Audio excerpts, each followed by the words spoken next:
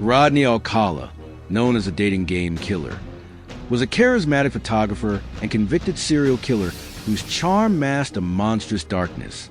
Between 1971 and 1979, Alcala was convicted of 8 brutal murders across California, New York, and Wyoming, though authorities suspect his victim count could exceed 130. His crimes were marked by savage violence, sexual assault, and a chilling ability to blend into society, even appearing on a popular TV dating show in 1978 while in the midst of his killing spree.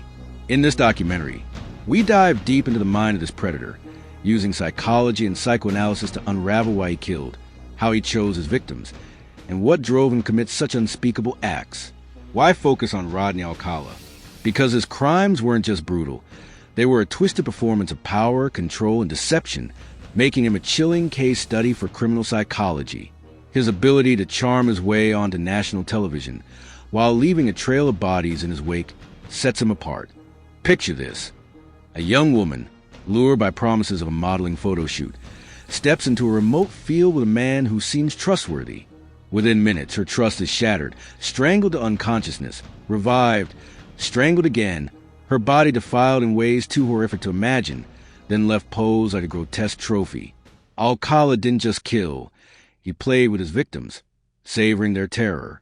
He raped, beat, and murdered children as young as 8, pregnant women, and aspiring actresses, each crime a calculated act of sadistic dominance. His photographs, over 1,000 images of women and girls, many in explicit poses, hint at a body count we may never fully know. This is why Alcala demands our attention. His psyche is a labyrinth of horror, begging to be dissected. Let's step into the shadows of Rodney Alcala's early life, where the seeds of his darkness were sown. Born in 1943 in San Antonio, Texas, to a Mexican-American family, Alcala's childhood was fractured by abandonment. His father, Raul, walked out when Rodney was just 8, leaving him, his mother Ana Maria, and his siblings to fend for themselves. Psychologically, this is a critical wound. Attachment theory tells us that early abandonment can shatter a child's sense of trust and self-worth, planting a belief that they're unlovable. For Alcala, this wasn't just a feeling. It was a gaping void. When a father leaves, it's like telling a kid they're not enough, says Dr. Elizabeth Yardley, a criminologist who studied Alcala's case. That rejection can fuel rage, a need to control, and a disregard for others' humanity. Alcala's mother moved the family to Los Angeles in 1954, but the damage was done. He was a bright kid. His IQ was later estimated at 135, but beneath his academic promise, something sinister was brewing. By adolescence, Alcala showed signs of what psychologists call antisocial personality disorder, a condition marked by a lack of empathy, impulsivity, and a disregard for societal norms. The Mayo Clinic describes ASPD as a mental disorder where someone shows no guilt or remorse for their behavior. For Alcala, this wasn't just a lack of remorse. It was a license to violate. At 17, he joined the U.S. Army as a clerk, but a commanding officer noted he was manipulative, vindictive, and insubordinate. He was disciplined multiple times for assaulting young women, a red flag ignored until he went AWOL in 1964 after a nervous breakdown. A military psychiatrist diagnosed him with ASPD, noting his high intelligence but profound emotional detachment. This diagnosis was a warning, a ticking time bomb, but was buried under a medical discharge. Alcala's discharge from the Army was another rejection, feeding his need for control.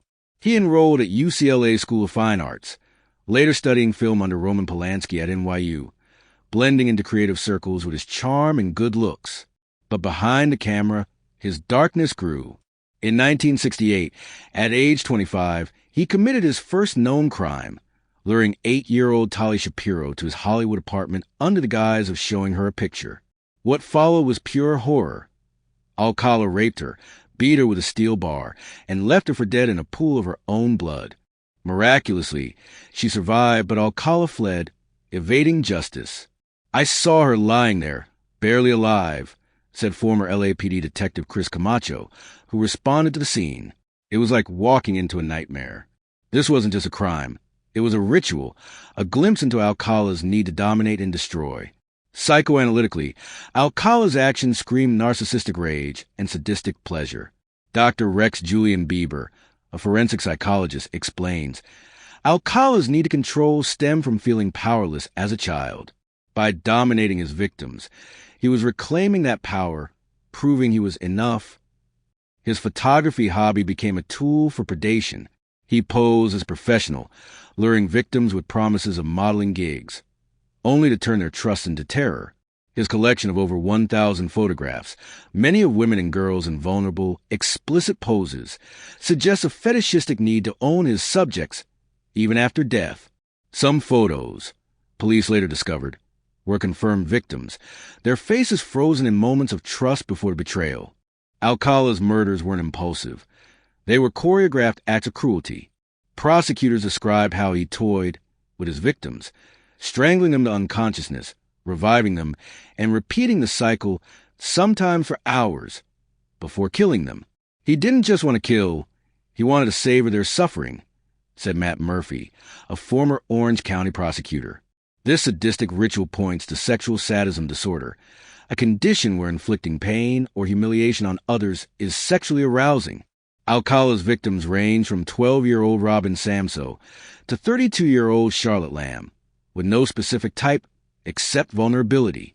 He chose people he could control, says former FBI profiler Mary Ellen O'Toole. Children, young women, anyone who trusted his charm. His intelligence and charisma made him a chameleon, slipping into roles, photographer, student, TV contestant, that disarmed his prey. Imagine a 1977 Wyoming field, where Alcala, posing as a photographer, convinces pregnant Christine Thornton to pose for a shoot. The sun sets, the air grows cold, and her smile fades as he turns on her. He strangles her, revives her, strangles her again, each cycle feeding his godlike control over life and death. Her body, later found, was posed, her jewelry meticulously removed as a trophy. He treated an earring with more respect than a human being. Anna Kendrick, director of Woman of the Hour, told Rolling Stone, "This wasn't just murder. It was a performance of power, rooted in Alcala's need to erase the helplessness of his childhood. His ASPD men he felt no empathy, only a thrill in their pain." In 1978, Alcala's audacity reached a new peak. He appeared on The Dating Game, a popular TV show, while actively killing. Introduced as a successful photographer, he charmed the audience with witty banter, even winning a date with Bachelorette Cheryl Bradshaw. But backstage, Bradshaw sent something off. "There was something wrong," she later said. "He gave me weird vibes." Her instincts saved her life. She refused a date. This moment is a chilling study in cognitive dissonance. Alcala's public persona was a mask, hiding a predator. Psychoanalytically, his appearance on the show was a narcissistic bid for validation, a way to prove he was desirable despite his inner belief of being unlovable. The rejection by Bradshaw, though, reignited his rage, likely fueling more killings. That public rejection would have stung, says Dr. Yardley. For someone with his disorders, it's a trigger for violence. The horror of Alcala's crimes lies in the lives he stole. Robin Samso, 12, was abducted while biking to ballet class in 1979. Her body later found in a remote canyon, raped and beaten. Jill Barkham, 18, an aspiring actress, was found in 1977, her body battered with multiple ligatures. She was brutalized, said prosecutor Matt Murphy. He didn't just kill her, he obliterated her. Cornelia Crilly, a 23-year-old flight attendant, was strangled with her own stockings in 1971. Each victim was a person with dreams, reduced to a pawn in Alcala's sadistic game. His lack of a type reflects ASPD's hallmark, a disregard for others as individuals. To him, they were objects to manipulate, control, and destroy. The sheer randomness of his choices, children, women, even boys, amplifies the terror. Anyone could be next. Alcala's reign of terror ended in 1979 with his arrest for Robin Samso's murder. A witness saw him with her, and his DNA matched evidence from other crime scenes. But his capture wasn't the end of the horror. Police found his photo collection, revealing countless potential victims.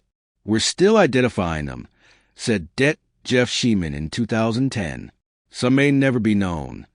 Alcala was convicted of 5 murders in 2010, receiving a death sentence, and later pleaded guilty to 2 New York murders. His trials were a circus.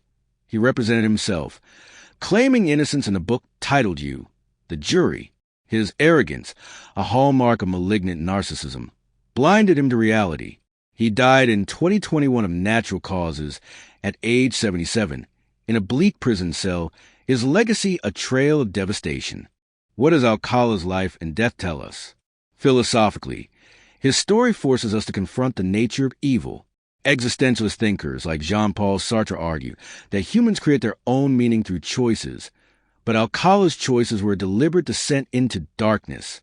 His ASPD and narcissistic traits suggest a man who rejected human connection, choosing instead to define himself through domination and destruction. His need for control was a warped response to a world he saw as rejecting him. His father's abandonment, the army's discharge, Bradshaw's refusal. Yet his end, dying alone in a prison hospital, offers no redemption. It's a stark reminder of Nietzsche's abyss. When you gaze into darkness, it gazes back. Alcala's life was a mirror of his own void, a warning that unchecked trauma and mental illness can birth monsters. As we close, imagine walking alone at dusk, a charming stranger offering you a photo shoot. Your heart races, not from excitement, but from a primal instinct screaming danger. That's a legacy of Rodney Alcala, a predator who weaponized trust, leaving a scar on our collective psyche. His story isn't just about one man's horrors. It's about the fragility of safety, the masks people wear, and the darkness that can lurk beneath. Psychology shows us his disorders, ASPD, narcissism, sexual sadism, but it's the human cost that haunts. The faces of Robin, Jill, Cornelia, and countless others demand we remember. Evil doesn't always look evil. It can smile, charm, and win a game show, all while planning its next kill.